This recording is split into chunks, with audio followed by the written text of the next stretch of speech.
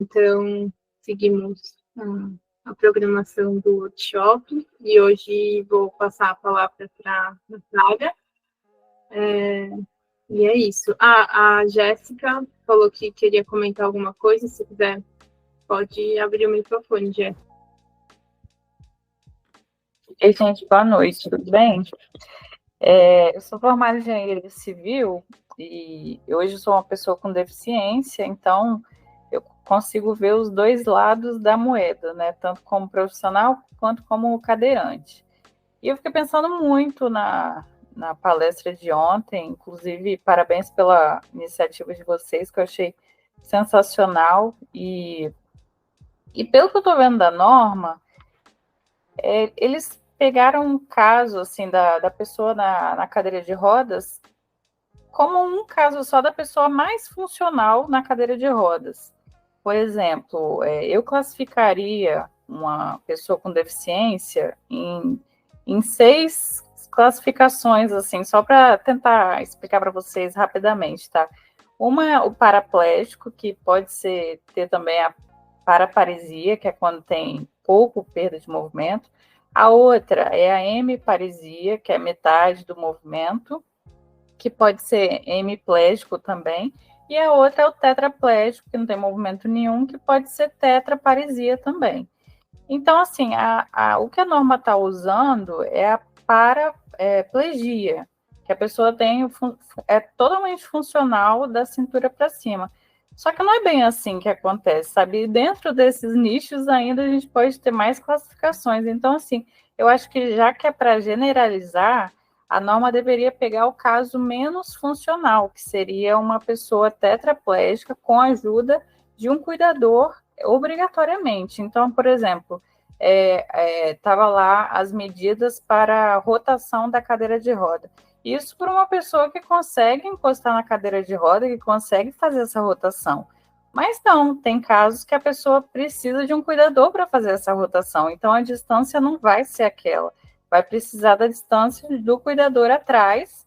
E tem a questão também da cadeira de rodas. Eu não sei dizer também 100%, mas existe muitas pessoas obesas que estão na cadeira de rodas que eu não sei se a norma está considerando essa pesquisa de mercado de cadeira de roda grande o suficiente para aquela medida, sabe?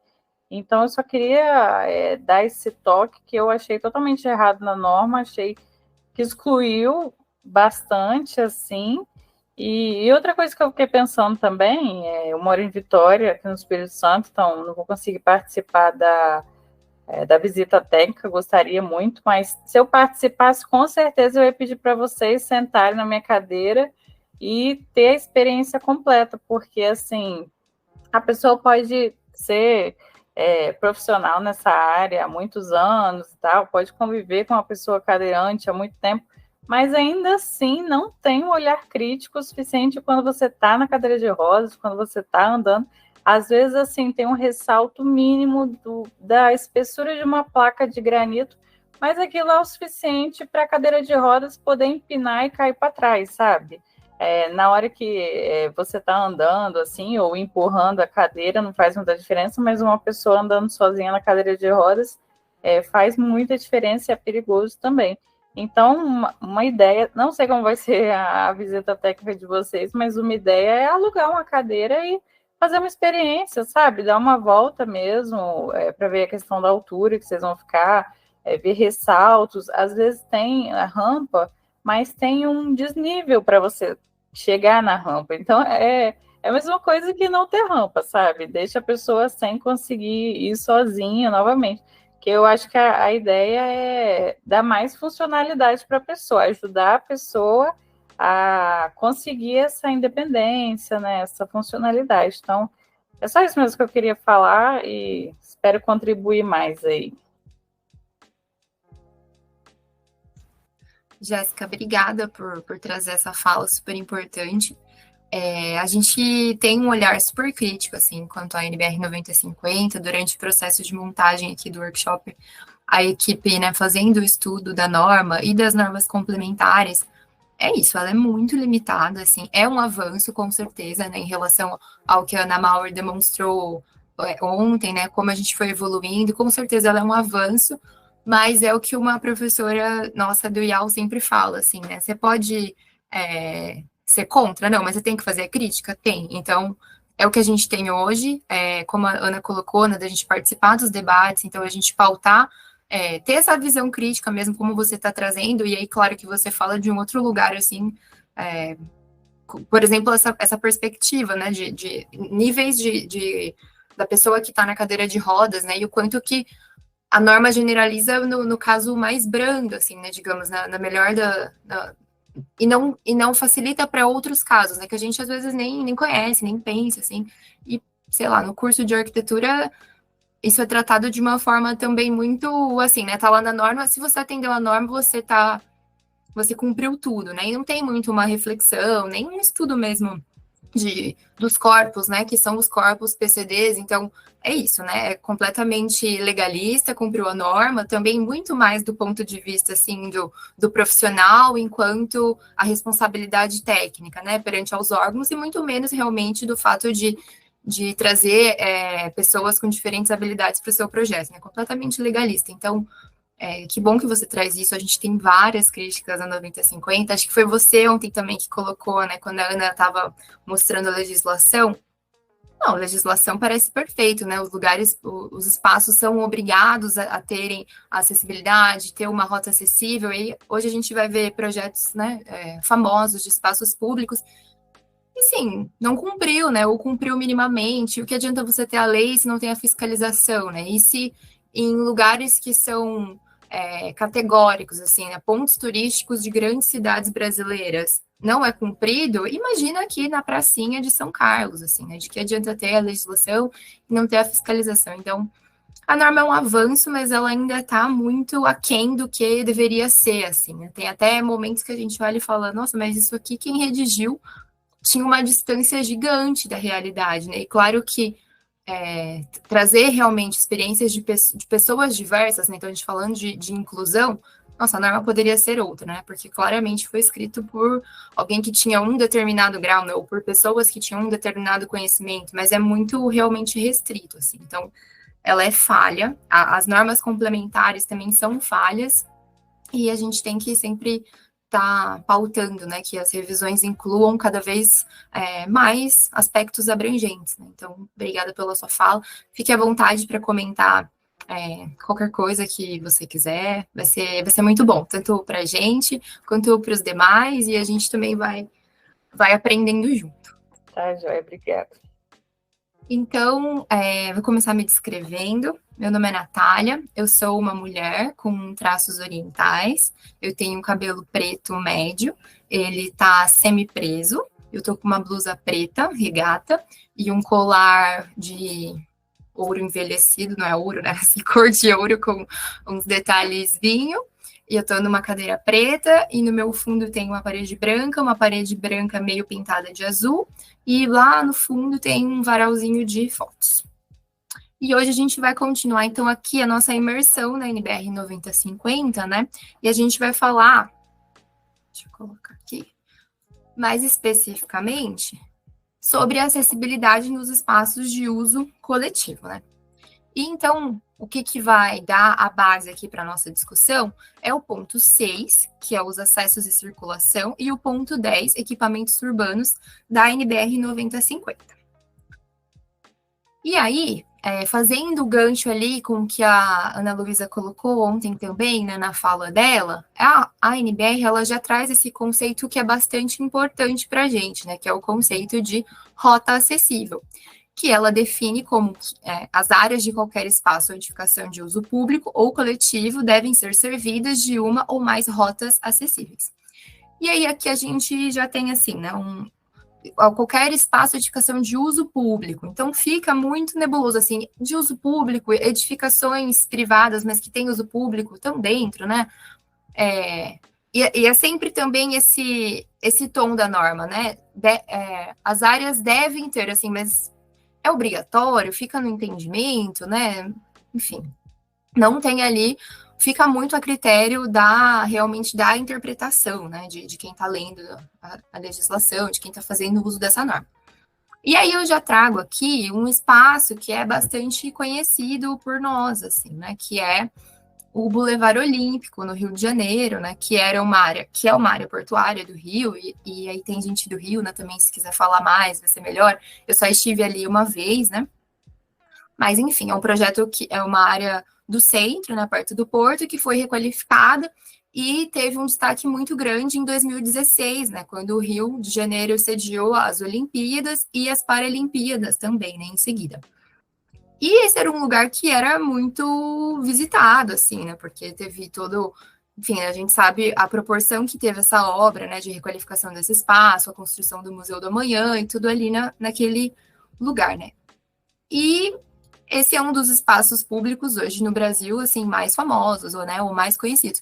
O que a gente vai observando aqui nessas fotos, né? Que a gente tem, então, o trilho do VLT, a gente tem algumas pessoas caminhando nessa praça, né? Que na arquitetura a gente chama de praça seca, porque não é uma praça que tem muitas árvores, né?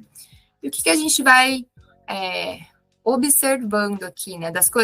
Dos componentes que tem, mas acho que principalmente dos componentes que não tem, né? Essa imagem, assim, mais distante. A gente vê o Museu do Amanhã ali mais ao fundo, né? E a gente consegue observar esse traçado da praça. A gente consegue ver que aqui, mais no meio, a gente tem um espaço com o seu piso de grama, com 3 palmeiras, mas a gente também vê que ali tem uns outros pedacinhos que tem a intersecção, né, do piso de pedra com um piso de grama. E aí, assim, se eu sou uma pessoa que desço desse VLT e sou uma pessoa deficiente visual, como é que eu chego aqui, né, no Museu do Amanhã? Porque o que a gente não vê, né? A gente não vê esse piso tátil, assim. Então, está completamente em desacordo com o que estava colocado já logo no começo, né? De todos os espaços públicos de uso comum terem que ter uma rota ou mais acessível, né? Então, já está em desacordo. E o que é mais que a gente não vê, assim, né? A gente não vê corrimão, né? Nessas escadas que estão ali permeando esse espaço público, como é o caso dessa foto aqui, mais abaixo, né? Mas também nas escadas que tem o corrimão, como essa outra aqui, a gente observa um corrimão completamente em desacordo com o que a NBR 9050 traz, né? Que tem que ser um corrimão em 2 alturas, né? Uma escada com essa dimensão já teria que ter corrimãos intermediários, né? E aqui também, essa escada lateral só tem um corrimão em 1 altura. A rampa também, né? Não tem a proteção, guarda-corpo. Aqui a gente vê, né, mais de perto, a gente consegue observar qual é esse piso que está revestindo essa praça e a ausência realmente desse piso tátil para chegar até o Museu do Amanhã ou para se deslocar a qualquer ponto, né? Um dos lugares mais famosos desse bulevar ali nas mediações do Cais do Porto é o Mural do Cobra, né? Que foi pintado também para a Olimpíada e é um dos lugares mais difíceis de acesso para a PCD, né? Porque não tem esse guia, tem os trilhos do VLT. Então, a gente consegue observar aqui que num dos lugares mais famosos do Brasil, né, e que teve um símbolo, né, na Paralimpíada, que ele já está completamente desprovido de acessibilidade. E o decreto 5296 de 2004, né, ele vai trazer, então, que no planejamento e na urbanização das vias, praças, dos logradouros, parques e demais espaços de uso público deverão ser cumpridas as exigências dispostas nas normas técnicas de acessibilidade da ABNT. E qual que é uma norma técnica da ABNT aqui para a gente, né? É a 9050, que traz ali as áreas de qualquer espaço devem ser servidas de uma ou mais rotas acessíveis. Então, aqui já está completamente em desacordo, né? E a equipe do G1, ela... um pouco antes, né, de começar a Paralimpíada, ela fez um tour ali pelo Boulevard Olímpico com o Eunício, que é uma pessoa com deficiência visual, para que ele pudesse testar ali as soluções de acessibilidade que até então eram colocadas no Boulevard Olímpico, né? E o Eunício, ele deu nota 6, assim, ali para o projeto, né? Porque ele falou que para a segurança dos deficientes visuais, né, no Boulevard Olímpico, é falha. Segundo a avaliação dele, os trilhos que dividem a calçada causam uma insegurança, né? E, além disso, o VLT que passa ali, né, como naquela foto que eu mostrei, ele tem um aviso sonoro muito baixo. E ele até comenta que, além de ser muito baixo, ele só consegue ouvir esse aviso quando o VLT já está muito perto. Então, assim, o veículo já chegou e aí ele sabe que chegou. Ele comenta, se eu estivesse aqui, atravessando com outro amigo, né, também que fosse deficiente, a gente teria corrido perigo, porque essa sinalização está ineficiente. Aí ele demonstra também aqui, né, como que o piso tátil, que era recém-colocado, né, já estava descolando. Então, se em poucos meses de uso, né, essa sinalização tátil já estava assim, como será que está isso, né, 8 anos depois? E ele também comentou, né, da falta de guardas para ajudar os deficientes, nos espaços públicos, o metrô, principalmente, né, tem equipes preparadas para dar suporte para pessoas que necessitam de ajuda, né? Então, claro que na arquitetura a gente não vai conseguir cumprir, né, cobrir todas as possibilidades, mas ter também esse aspecto humano é importante, né? E ali o projeto também já falhou nesse ponto. E aí, olhando mais de longe, né, a gente consegue ver uma outra coisa que o Eunício comentou, né, que essa alternância entre o concreto e o gramado é ruim, principalmente para quem está passando de cadeira de rodas e para os idosos. Ele comenta, né, que deve vir muitos cadeirantes, cegos e pessoas com muletas aqui na Paralimpíada. Então, precisam consertar esses detalhes. Então, a gente vê nessa alternância aqui, tanto de, no meio do calçamento, tem um espaço aberto para pôr uma árvore, mas não tem nenhuma sinalização indicando, né, para quem está atravessando ali com o uso de muleta, por exemplo, que vai ter um desnível no piso, que o piso vai mudar para grama, né, ou aqui nessa... Tem que mostrar aqui. Ou aqui nessa faixa verde de grama que corta todo o perímetro, né? Como fica para a pessoa atravessar aqui, né? E aí ele vai alternando em diversos pontos do parque, né? Essa mudança entre piso de concreto e o gramado, né? Que não facilita para quem está utilizando aquele espaço.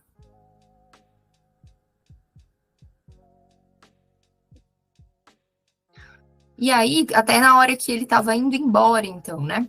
Ele falou, eu mesmo, nem mesmo na hora de deixar o local, ele conseguiu fazer esse momento com tranquilidade, porque ele foi pegar o VLT e ele considerou de difícil acesso, já que deixou a desejar nas faixas de segurança com um relevo ruim. Ele comentou, né? Não sentia a faixa que separa a calçada dos trilhos. Nessa reportagem, ele também falou, né, que mesmo nos locais que tem o piso tátil, o relevo, né, estava muito baixo, então difícil de sentir. E a norma vai trazer, né, e normas complementares vão trazer especificamente qual que tem que ser essa altura do relevo do piso tátil, né, qual que tem que ser o espaçamento. Então, mesmo tendo cumprido, né, com uma parte ali de colocar o piso tátil, esse piso tátil não estava adequado, ou esse piso tátil já estava gasto, então precisava fazer o reparo, né. Então, de forma geral, um dos espaços mais famosos hoje está completamente desprovido da acessibilidade. E aí ele, continuando então essa definição de rota acessível, né, que a NBR vai trazer para a gente, ele continua, né, que as edificações residenciais multifamiliares, condomínios e conjuntos habitacionais necessitam ser acessíveis em suas áreas de uso comum. As unidades autônomas acessíveis devem estar conectadas às rotas acessíveis. E aqui a gente teve uma discussão, assim, né, sobre como é cerceado, quais são as unidades que vão ser acessíveis, né? Então, geralmente, os condomínios, né, os edifícios, eles disponibilizam essas unidades no térreo, né? Essas são as unidades acessíveis, e aí essa pessoa está restrita a morar no térreo, ou então, por exemplo, se a acessibilidade está restrita ali esse é o apartamento, né, reservado para pessoas com deficiência. Então, essa pessoa, quando ela vai visitar uma outra pessoa, ela encontra uma série de dificuldades, porque se essa pessoa que ela está indo visitar mora no terceiro, quarto andar, no primeiro andar que seja, e a rota acessível parou ali no térreo, a movimentação, né, o deslocamento autônomo, né, como deve ser das pessoas, já está comprometido, porque a gente pensa acessibilidade rota acessível até um mínimo ali, né? Então, o térreo é o suficiente. A pessoa mora aqui no térreo, e aí pode ser acessível de onde ela para o carro até onde ela entra aqui, e os demais espaços de uso comum a gente também faz um pouco de acessibilidade, mas se ela quer visitar uma outra pessoa, isso está completamente condenado ou dificultado, né? Porque a acessibilidade está muito restrita ali na letra da lei. Então, a gente segue muito isso, né? construtoras acabam fazendo somente o que está pedindo ali, que é sempre muito mínimo, né? E a Lei 13.146 de 2015, né, ela vai trazer que mesmo quando a gente está fazendo uma reforma, né, quando a gente está construindo, ampliando, ou tendo uma mudança de uso das edificações que são abertas ao público, de uso público ou privadas de uso coletivo, devem ser executadas, né, essa obra respeitando as normas de acessibilidade. Então, volta de novo no que a NBR 9050 está colocando como rota acessível, né? E ela também vai colocar que as edificações públicas e privadas de uso coletivo, que já são existentes, que é muito do que a gente vai falar aqui hoje, né, da adaptabilidade razoável, elas devem garantir acessibilidade às pessoas com deficiência em todas as suas dependências e serviços, tornando-se como referência às normas de acessibilidade vigentes. Ou seja, quando a gente também está ali projetando, né, e fazendo o mínimo pela acessibilidade, garantindo o acesso até a unidade daquela pessoa, aos espaços comuns, a gente também já está em desacordo com a lei, né? Mas nota como as coisas ficam conflitantes, né, ou não muito bem explícito, fica na interpretação da pessoa que está fazendo uso, e quantos, né, de nós, arquitetos, também, quando vamos projetar, o que eu tenho que cumprir? NBR 9050, quando a norma me indica alguma coisa muito específica, por exemplo, guarda-corpo, vou lá e vejo a norma que está indicada, né, como específica de guarda-corpo, e eu restringo o meu ato projetual, ali é o que está disposto no NBR 9050, como se aquilo fosse suficiente, né?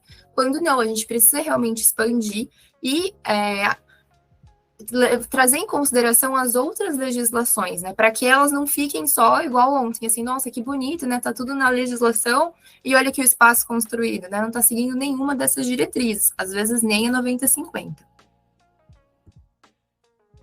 E por fim, nessa definição de rota acessível também traz que as áreas de uso restrito, conforme definido em 3.1.38, como casas de máquina, barriletes, passagens de uso técnico e outras funções similares, não necessitam atender às condições de acessibilidade dessa norma. Ou seja, também já está em desacordo com o que a norma trazia ali, né, que todos os espaços têm que ser acessíveis. E se por um lado, né, a NBR 9050 diz que certos espaços, né, que seriam ali mais restritos à manutenção, a um trabalhador, né, não precisam ser acessíveis, por outro lado, a gente já tem uma discussão de EPIs especiais, né, EPIs que atendam PCDs, para a gente ver como isso está crescendo, qual que é o espaço do PCD no mercado de trabalho. Né? Então, as coisas elas não ficam muito harmônicas, né? Elas se contrapõem a todo tempo no âmbito da legislação e também dos nossos espaços. E, por fim, ele coloca, né, que então essa rota acessível, que tem que ser um trajeto contínuo, desobstruído e sinalizado, que conecta os ambientes externos e internos dos espaços e edificações, e que ele pode ser utilizado de forma autônoma e segura por todas as pessoas. Ou seja, ali no Boulevard Olímpico não está cumprindo com nada disso, né, porque a pessoa não consegue ter um trajeto contínuo, desobstruído, nem sinalizado, e nem consegue chegar no museu se ela não tiver uma ajuda, né? Ou se ela não consegue fazer isso de forma autônoma, né? Mesmo que ela desça ali do VLT. E ele dá as condições gerais desses acessos, né? Então, ele vai trazer que nas edificações e equipamentos urbanos, todas as entradas, bem como as rotas de interligação e que interligam, né, as funções do edifício, devem ser acessíveis. Todas, né? Todas as entradas. O que a gente tem muitas vezes nos espaços, né? Uma segunda entrada, né? E a norma até traz, né? Que nas adaptações, então, quando o edifício já é existente, todas as entradas também devem ser acessíveis, mas aí ela abre uma brecha, né? Quando você comprova que, tecnicamente, que não dá, não consigo tornar todas as entradas acessíveis, né? Você pode ter uma segunda entrada alternativa que seja acessível, né? Mas ela não pode estar distante mais do que 50 metros da entrada principal, né? Ou das demais entradas. Mas ela sempre traz esse espaço, assim, né? Se você comprovar tecnicamente que não é viável, você sempre pode, né? Assim, não ter a entrada principal, ou você pode não ter todas as entradas. Sempre tem ali uma brecha para que as coisas sejam flexíveis. E o que a gente acaba vendo na prática, né? É sempre esse plano B, né? Na dificuldade, na impossibilidade, ser a regra, assim, né? E aí poucos lugares, né? Tem todas as entradas acessíveis, né? Todas as entradas conectadas à rota externa com a rota interna, né? Então, quando a lei traz essa possibilidade de, se impossível tecnicamente, você pode fazer assim, a gente acaba vendo que isso acaba se concretizando como a regra, né? E não o que deveria ser realmente o ideal, o mais aceitável, o mais adequado. Ela também traz, né, que as portas giratórias, quando elas existirem, elas devem estar previstas junto com elas uma outra entrada que garanta as condições de acessibilidade. Mas, aí, né, então é sempre assim, ela traz que não deve. Você pode ter a porta giratória, mas ter uma outra entrada de acessibilidade. Mas as portas giratórias, de forma geral, né, ela vai trazer aqui também que elas já devem ser evitadas. E mais se você colocar ela também tem que ter espaço suficiente para o deslocamento das cadeiras de roda e estar equipada com sistema de segurança e situação de emergência. Para o estacionamento, ela já coloca, né, que o percurso entre o estacionamento e os acessos deve ser acessível.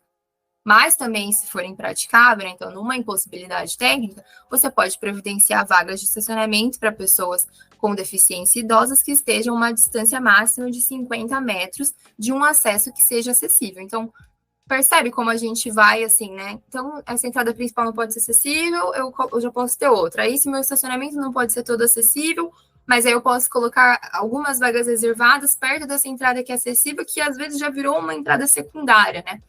E como a gente já estava discutindo ontem, né? A acessibilidade é usufruída por todos nós. Então, você ter um estacionamento acessível, né? O que é um estacionamento acessível? Que tenha um piso adequado, que tenha um espaço para passagem do pedestre, né? Todos nós utilizamos isso. A gente se sente inseguro num estacionamento que não tem espaço para você passar, né? Você precisa passar entre os carros. Só que sempre essas brechas que são colocadas, né, fazem com que os espaços vão sendo projetados e construídos sempre assim, né? Na segunda alternativa, né? Não deu para fazer a primeira, vamos aqui na segunda, e os espaços perdem muito da sua qualidade em termos de acessibilidade.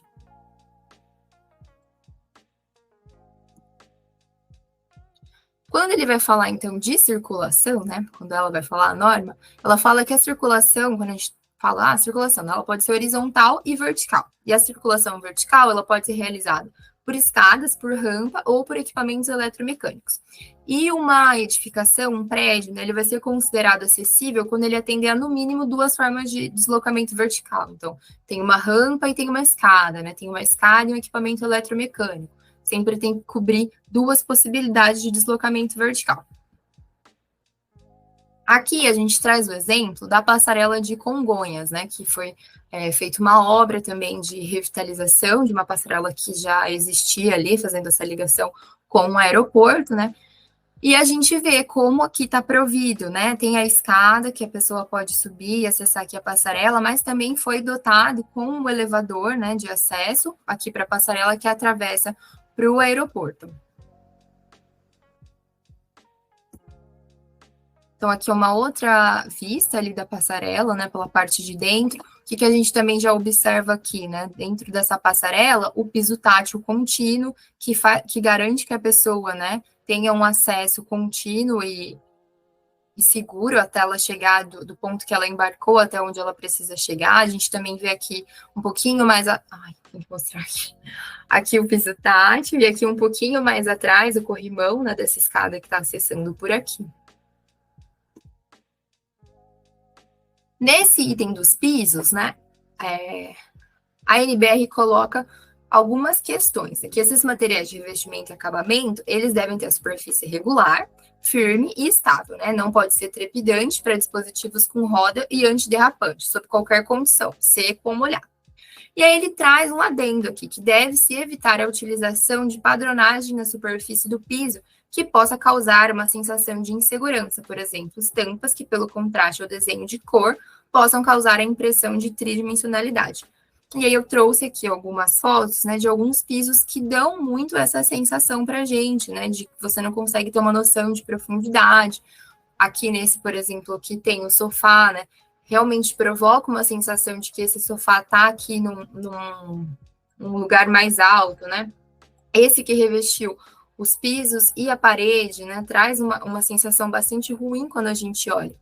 Mas será que por que assim, né? Se para mim, pelo menos, né, que não sou uma pessoa que tem distúrbios vestibulares, o que são distúrbios vestibulares, né? Dentro do nosso ouvido ficam os cristais do labirinto, que são os responsáveis para que a gente tenha o equilíbrio. Porque o olho humano, ele rotaciona muito rápido, e a gente precisa desses cristais que estão dentro dos nossos ouvidos para fazer a contraposição e ajustar o nosso equilíbrio.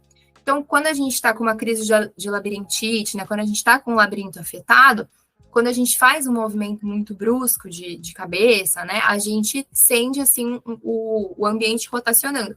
Por que isso? Porque os cristais não estão ajustados, e aí, como o olho orbitou muito rápido, a gente fica com uma sensação de tontura, né? E aí, esses pisos, para essas pessoas que têm distúrbios vestibulares, é um gatilho, né? Então, se para mim, né, não posso dizer por todos, mas se para mim que não tenho problemas, né, olhando esse piso me dá essa sensação, imagina para uma pessoa que tem uma crise de labirintite ou tem outros problemas de distúrbios vestibulares, né? Esse piso, ele vai ser uma grande questão, né? Vai desencadear alguma coisa na pessoa, ou mesmo uma pessoa com uso de muleta, né? Ou outros equipamentos, vai causar uma insegurança ali. Então, por isso que esses investimentos, né, essa padronagem, ela precisa ser evitada, pensando também em outras questões, né, que às vezes a gente não leva muito em consideração. Ainda sobre piso, né, ele vai trazer a questão da inclinação, que a inclinação transversal das superfícies, ela deve ser de até 2% para piso interno e 3% para piso interno. E a inclinação longitudinal da superfície deve ser inferior a 5%, porque uma inclinação longitudinal superior a 5% já vai ser considerada uma rampa. Então, a inclinação transversal, se a gente for pensar numa rampa assim, é essa inclinação de assim, né, na extremidade mais curta, né, do piso que a gente está falando, né? Então, ela é permitida, por exemplo, em calçadas, né? De até 3%, porque a gente está falando de um piso externo. E até 5%, assim, para ser considerado uma inclinação. Mais que isso já vai ser considerado rampa, e aí a gente tem que tratar como rampa. E quais são os tratamentos, né, que a NBR traz para o caso das rampas, né? Então, ela vai apresentar um cálculo, né, que a gente já está bastante acostumado, né, de que inclinação é a altura a ser vencida, né, multiplicado por 100, dividido pelo comprimento que a gente tem para vencer aquela altura. Aí ela vai trazer alguns parâmetros para a gente, né, sobre inclinação, que muitas vezes a gente fica assim com, a rampa tem que ter 8,33% de inclinação, né, e aí está dentro das normas. Mas não é sempre assim, né? Existem também alguns parâmetros para que a sua rampa possa ser, né, uma inclinação de 8,33%. Não é para sempre vou usar 8,33%. Então, o que ela coloca, né? Que as rampas devem ter inclinação de acordo com os limites que estão estabelecidos aqui nessa tabela 4. Ou seja, para inclinações entre 6,25% e 8,33%, é recomendado que a gente crie áreas de descanso nos patamares a cada 50 metros de percurso. E exentam-se desses requisitos as rampas citadas, no que a gente vai falar mais a seguir, né, nas plateias e palcos, piscinas e praias. Então, como que ela coloca aqui o tratamento para as rampas? Quando a gente tem um desnível máximo, né, a ser vencido de 1,50 m, a inclinação admissível para cada segmento de 1,50 m é de 5%, então 1/20, e não tem limites de segmento dessa rampa. A gente pode fazer quantos trechos forem necessários, desde que cada trecho vá vencendo 1,50 m e tenha inclinação de 5%.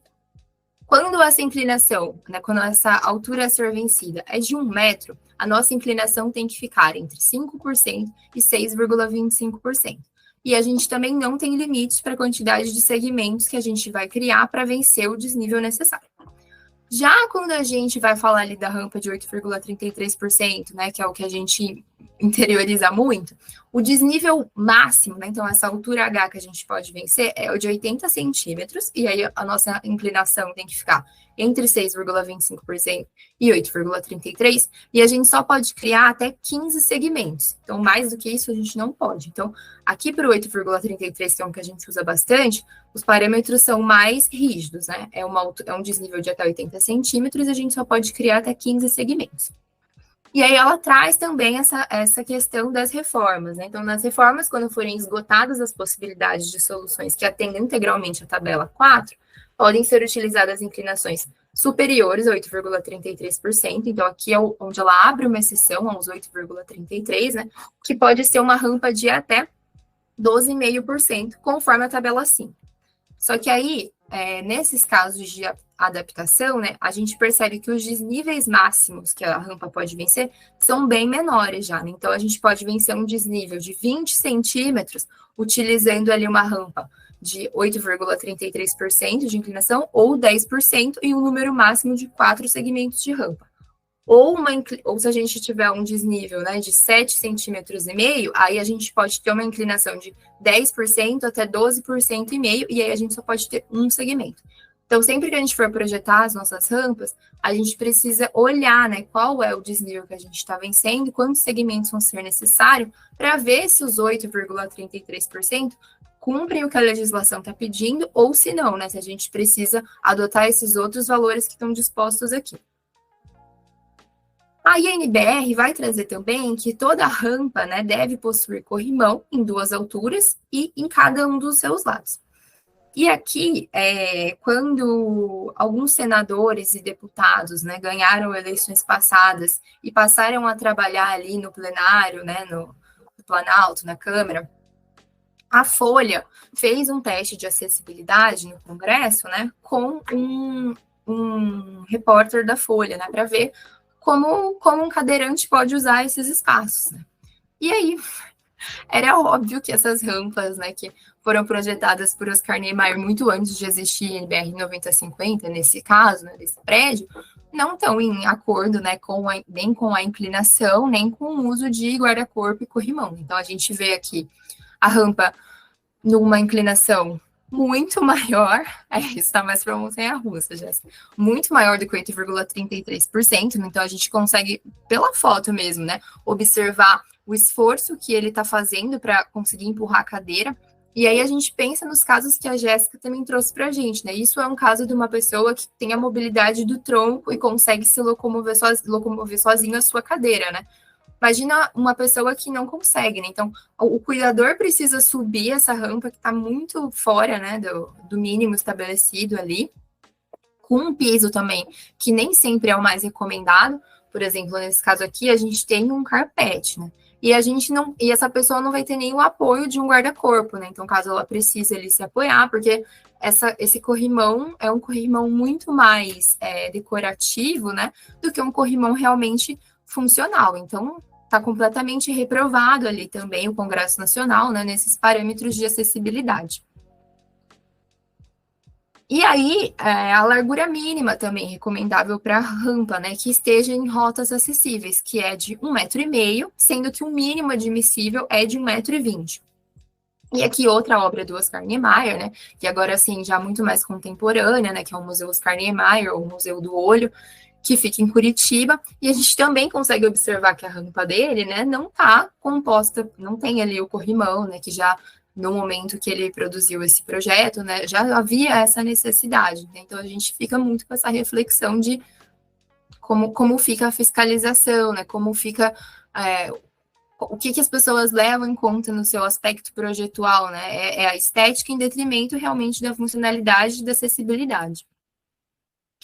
E ele traz também essa questão dos patamares, né, de que a gente precisa prever patamar no início e no término da rampa, numa dimensão longitudinal mínima de 1,20 m, né, ou no mesmo tamanho e na mesma largura dessa rampa. E quando a gente tiver uma porta ali imediatamente nessa rampa, a sua varredura, né, então o seu ângulo de abertura não pode interferir na dimensão mínima do patamar.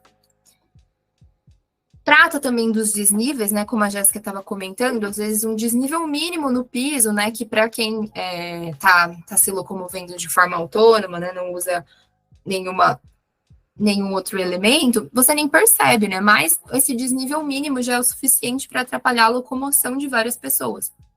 E os desníveis, então a norma vai trazer que eles devem ser evitados, né, mas vai colocar, né, que desníveis no piso de até 5 milímetros dispensam tratamento especial. Mas se eles tiverem mais que 5 milímetros até 2 centímetros, eles devem possuir uma inclinação de 50%. Então, se você tem ali uma soleirinha de até 2 centímetros, você pode fazer uma mini rampinha aqui, assim como traz a norma, né? E um desnível, né, que já tenha mais do que 2 centímetros, ele tem que ser tratado como um degrau. E aí, quando ele é tratado como um degrau, ele precisa seguir toda a legislação referente a degrau, né, de ter o corrimão, enfim, outros aspectos que a gente vai observar já já. Então, aqui também tem uma foto, né, desse teste de acessibilidade que a Folha fez ali, né, com exatamente isso, um desnível mínimo ali no piso, né, de um ambiente para o outro, de um ambiente que estava com carpete passando para o outro, que tem uma soleira fazendo essa separação dos ambientes, já foi o suficiente para tornar muito difícil a passagem do cadeirante, né, talvez até inviável em alguns aspectos. E aí a gente, às vezes, carpete deveria ser proibido. Depois a Jéssica pode falar mais também, se ela quiser, sobre o uso de carpete. Ainda bem que também é uma coisa que caiu em detrimento, assim, né, por vários aspectos. Mas o Parque Augusta, na cidade de São Paulo, né, ele recebeu o selo de acessibilidade arquitetônica. E ele tem alguns componentes que às vezes a gente passa batido, né, e nem observa. Mas, por exemplo, aqui, que é o palco, né, desse anfiteatro, ele é um palco de acesso universal, porque ele não tem nenhum desnível de menos de 2 centímetros, né, de diferença, então, de quem está passando aqui e de alguém que vá subir aqui no palco para fazer uma apresentação, uma fala, né. Então, ele é de acesso universal. Ele também traz aqui na arquibancada, né, o espaço reservado para pessoas em cadeira de roda, né, para que elas possam se sentar aqui, né, e também tem um espaço ao lado. E aí ele recebeu, então, o selo de acessibilidade arquitetônica pela cidade. A norma vai trazer também uma questão das grelhas e juntas de dilatação, que é uma coisa interessante da gente observar, que às vezes passa muito batido dos nossos projetos, né, que nas rotas acessíveis, as grelhas e as juntas de dilatação, elas devem estar fora do fluxo principal de circulação. Mas, quando não tiver como, né, os vãos eles não podem ter uma dimensão máxima maior do que 1,5 centímetro, e eles devem estar instalados perpendicularmente ao fluxo principal, ou ter vãos em formatos quadriculares, ou circular, né, para evitar quando houver mais fluxo em sentido de circulação. E por quê, né? Então, se essa grelha ela tivesse no sentido contrário, né? Ela tivesse assim, então as pessoas passam de assim, se o corte da grelha fosse de assim, e se ele tivesse mais que 1,5 centímetro, seria o suficiente para prender uma bengala, para prender uma roda da cadeira, ou mesmo para alguém que está passando com um sapato que tenha salto, né? Para que você prenda ali o seu sapato. Então, como a acessibilidade, né, toca em várias pessoas, a gente pode até prender um sapato, uma criança pode prender um dedo, né? Então tem que respeitar esses limites e essa direção adequada quando a gente está colocando as grelhas. Falando então dos degraus e escadas fixas, né, em rota acessível, a norma traz que quando houver degraus ou escada, né, naquilo que a gente está denominando como rota acessível, esses devem estar associados a rampas ou equipamentos eletromecânicos, preterivelmente. Então, eu não posso ter na minha rota acessível uma escada e não ter uma alternativa para ela, né? Eu preciso dotar de mais algum outro acesso. E deve-se dar preferência à rampa, né? Porque os equipamentos eletromecânicos, eles dependem do uso de energia elétrica, né? Então, num caso de incêndio ou alguma coisa desse tipo, essa forma de circulação também fica comprometida, né? E aqui a gente tem uma foto de um projeto urbano, né, na ladeira da Barroquinha, que teve uma reforma, e aí a gente tem esses degraus, né, aqui, e uma escada ali no canto que cumpre com esses requisitos de acessibilidade. Não sabemos se cumpre com a declividade ali da rampa, provavelmente não, porque ela parece bem mais íngreme do que deveria, né? Aqui um outro exemplo, né, de um projeto urbano da Colina do Senhor do Bonfim, essa rampa também, né, que não parece estar adequada dentro dos parâmetros de inclinação que a NBR 9050 traz, também não está dotada dos corrimãos nas duas alturas necessárias. Aqui a gente vê uma outra escada, né, fazendo essa circulação vertical, que não traz o corrimão, né, nem traz o piso tátil, nem a sinalização que os degraus devem ter. Tratando especificamente de escadas, e agora eu vou ter que começar a dar uma acelerada, porque o meu tempo está acabando, a norma considera que uma sequência de 3 degraus ou mais já é considerada escada, né? Então, tinha essa pergunta até lá no nosso formulário. Então, 1 ou 2 degraus é considerado degrau isolado, 3 degraus ou mais a gente já tem que tratar como escada. E a gente tem um dimensionamento ideal, né, para os pisos e espelhos, que devem estar constante em toda a escada, né, ou nos degraus isolados. E ele traz um cálculo ideal para que a gente chegue nisso, né? Então, a escada, a soma dos dois espelhos, né, e um piso tem que estar dentro de um intervalo de 63 ou 65 centímetros, né? Vem muito da fórmula de Blondel para a gente calcular o pisante e o espelho ideal da escada.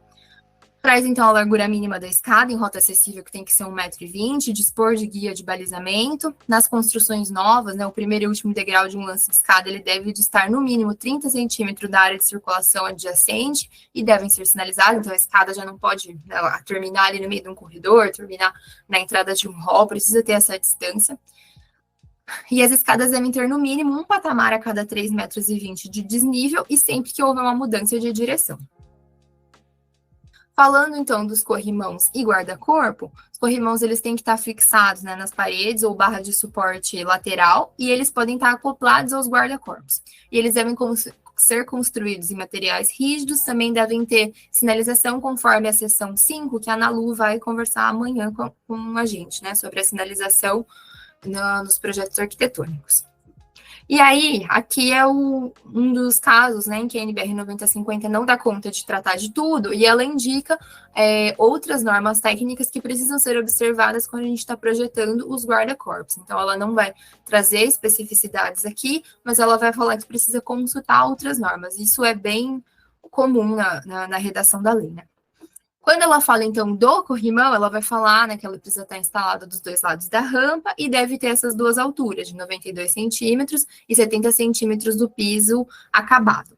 Vai falar também, né, do prolongamento que esse corrimão precisa ter no final ou no começo, né, depende do ponto de vista, da rampa e da escada, né, de ser esses 30 centímetros que se prolongam. E quando a gente estiver tratando, então, de um caso de degrau isolado, né, ele vai trazer duas colocações. Quando for um degrau isolado único, a gente precisa colocar um corrimão que tem um comprimento mínimo de 30 centímetros, mas vai estar numa altura de 75 centímetros, medido a partir do piso acabado. Quando a gente tem uma situação de 2 degraus isolados, né, a gente já precisa instalar o corrimão a 92 e 70 centímetros do piso acabado. Então, ele abre essa diferenciação para quando a gente tem 1 ou 2 degraus isolados.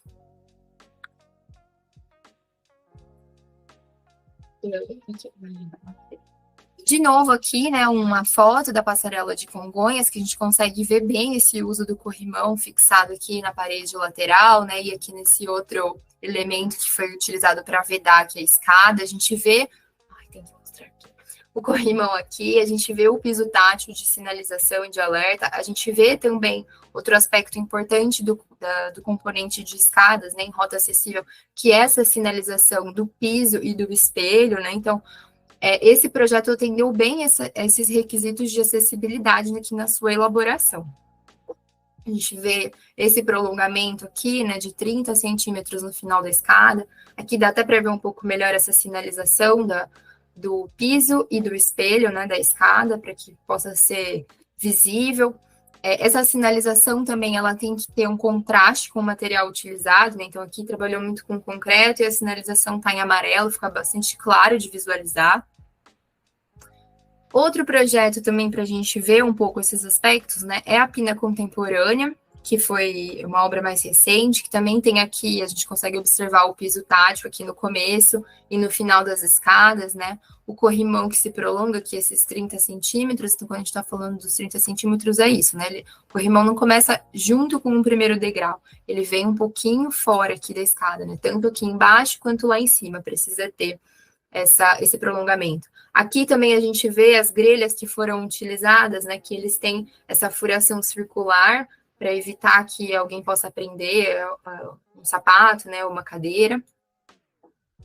A gente também vê aqui como teve um piso tátil trazendo a pessoa da circulação externa até a circulação interna aqui para fazer a visita, né, na Pina Contemporânea, diferentemente do Boulevard Olímpico, por exemplo, né, que a gente viu mais no começo. Aqui é o caso, então, do corrimão integral isolado, né, que ele tem um tratamento com neon só e com D2. E eu estou passando um pouco mais rápido, mas a gente vai enviar esse material para vocês, né, para vocês poderem consultar. E aí eu vou dar uma corridinha só para a gente falar mais dos aspectos que a gente vai trabalhar na atividade que a gente vai fazer no segundo bloco. Então, não se preocupem, a gente vai enviar e também qualquer dúvida, vocês podem nos escrever. Aqui o caso dos equipamentos eletromecânicos de circulação, né, que aí ela também aqui de novo traz que deve atender a uma outra norma, né, NBR 9050, ela é muito extensa, mas ainda assim ela não dá conta de todas as questões de acessibilidade que a gente precisa observar enquanto a gente está projetando, né. E ele pode ser utilizado em reformas de edificação públicas ou coletivas, né, mas tem que ter um laudo técnico e devem ter paradas programadas e assento para pessoas com mobilidade reduzida, né? Aqui no caso, quem está usando é uma pessoa cadeirante, mas existem outros modelos também, né? Que tem um banquinho de assento para a pessoa que está utilizando uma bengala, né? Ou outro equipamento. Aqui, como a gente não vai abordar o aspecto da circulação interna, eu vou pular por conta do tempo, mas a gente vai enviar esse material para vocês. E falando um pouco, então, sobre circulação externa. Né? Então, de novo, ele vai repetir essa questão da inclinação transversal, que na área externa não pode exceder os 3%, né? Quando a gente está falando da inclinação transversal. E quando a gente está falando da inclinação longitudinal, no caso das calçadas, né? Ela deve seguir a inclinação das vias que elas estão adjacentes ali. Né? Então, aí isso que vira um problema, assim, né? Porque como que uma calçada fica dentro de uma inclinação longitudinal boa se ela já está numa rua que tem uma inclinação muito íngreme, né? Fica comprometido realmente. Aí ele vai trazer coisas importantes da gente ter em mente quando a gente está fazendo as calçadas, né? A calçada, ela vai ter 3 espaços muito divididos ali que precisam ser guardados, os seus espaços mínimos necessários, né? Então, a gente tem a faixa de acesso, a faixa livre e a faixa de serviço. A faixa de serviço, que é essa que está mais perto da guia aqui, né, mais perto de onde os carros passam, ela é reservada para o mobiliário, árvore, né, e para outros elementos que a gente queira dispor na nossa calçada, desde que caiba, né, e ela tem que ter uma largura mínima de 70 centímetros. Nem toda calçada, por exemplo, vai ter essa faixa de serviço. Né? Já a faixa livre de passeio, que é essa faixa do meio, ela é exclusiva para pedestres, então nessa faixa a gente não pode pôr nada, a gente não pode pôr lixeira, não pode ter árvore, né? Nessa faixa. E ela precisa ter uma largura mínima de 1,20 m e uma altura livre também de 2,10 m. Então, quando a gente tem marquises ou copa de árvore que avança, a gente tem que estar sempre cuidando, né, para que ela guarde essa altura mínima necessária de 2,10 m, que é uma altura de porta convencional, né? E a gente tem a faixa de acesso, que é para a entrada do lote, e que ela é possível apenas em calçadas com largura superior a 2 metros. E o que é importante a gente observar, né? Aqui nesse desenho, quando a minha calçada, ela tá, óbvio, né? A calçada sempre está elevada em relação à rua, a minha rampa, ela tem que estar contida na minha faixa de serviço. Mas o que é o comum, né? A gente vê a calçada que ela é inteira rebaixada para que o carro possa acessar, né? Então, isso está em desconformidade com a legislação, porque você só pode inclinar essa faixa de serviço.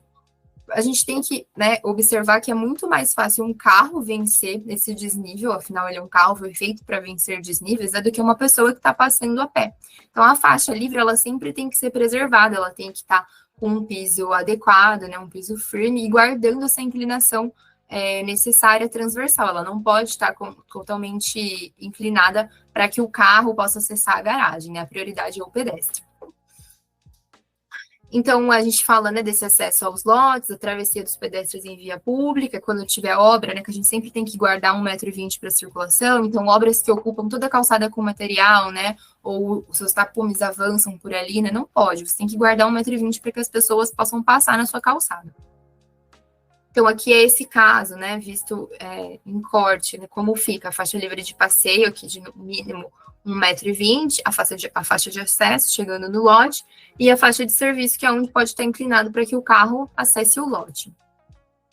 A circulação interna ainda, ela não pode ter desnível em relação entre o término do rebaixamento da calçada e o leito carroçável, né, então, como a Jéssica também comentou, né, várias rampas que às vezes é a mesma coisa que não ter uma rampa, porque ela não termina em nível, né? Ou ela também já tem outras questões de preservação, né? Mas a gente sempre tem que observar que não pode ter esse desnível, né? Então, as nossas rampas que ficam nas esquinas, geralmente, elas precisam terminar em nível ali com a sarjeta. Ele vai trazer as 2 categorias de vagas que devem ser reservadas para veículo, né, que são para pessoas idosas, pessoas com deficiência, e que no caso de PCDs precisa estar no mínimo, precisa ter uma faixa de circulação de no mínimo 1,20 m, mas cabe o que a Jéssica colocou, né, 1,20 m é o suficiente, por exemplo, para uma pessoa que precisa de um acompanhante, né, precisa de um cuidador. Sempre bom a gente ficar reflexionando sobre isso, né? Os estacionamentos devem ter também uma faixa de circulação para pedestres de no mínimo 1,20 m, então aqueles estacionamentos que a gente precisa passar no meio dos carros estão em desacordo, né? São estacionamentos inseguros. É necessário que a gente preveja vagas reservadas em estacionamentos, né, de edifícios públicos que garantam um percentual específico conforme a legislação.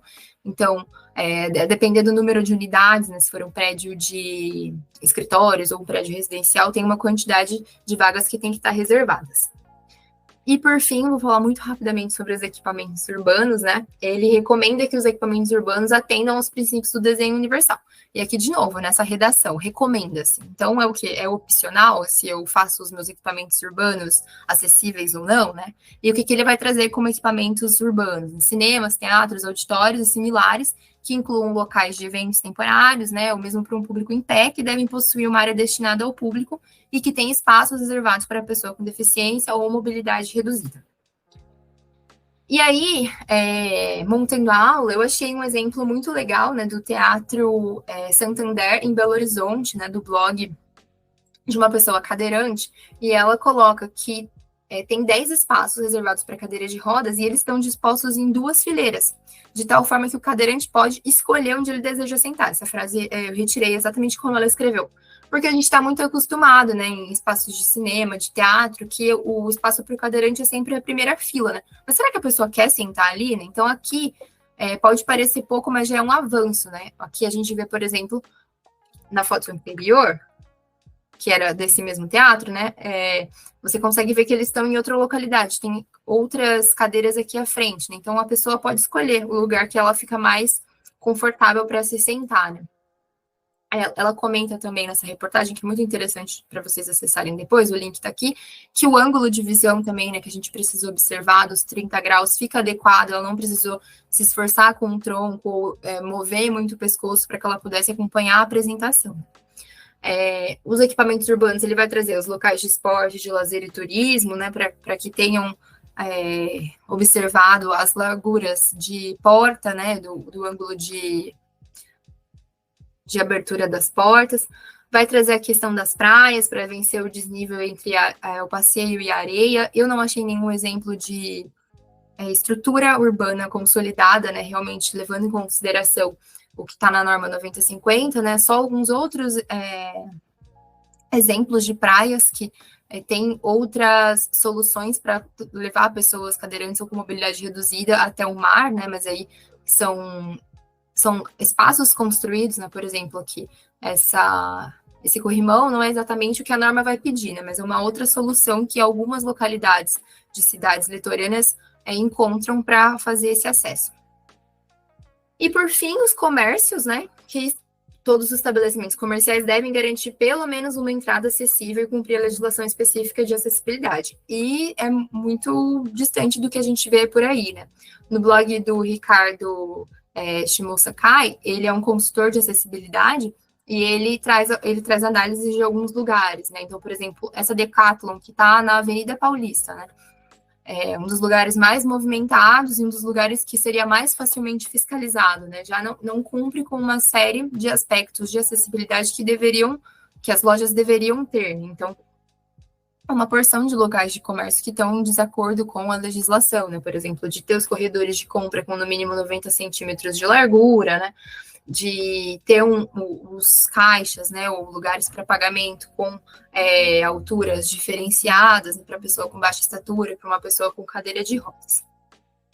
E, por fim, deixo para uma provocação aqui, né? Se os espaços de comércio deveriam ter acessibilidade, principalmente porque é um comércio, né? Você quer que quanto mais pessoas façam compras na sua loja, né? Tem essa loja em Paraty, no Rio de Janeiro, que ficou muito famoso, assim, né? Porque eles colocaram simplesmente areia dentro de todo o interior da loja, né? Então, se a maior parte das lojas está em desacordo com os quesitos de acessibilidade básicos, né? Como a rampa, esses corredores, esse aqui simplesmente jogou areia em todo o interior da loja, né? A gente vê aqui também uma escada que está cheia de peças obstruindo a circulação, então, e ficou muito famoso, né? E mesmo assim, o que teve? Uma notificação do Ministério Público? O que foi feito dessa loja, né? Não sabemos. E era isso. Muito obrigada, desculpa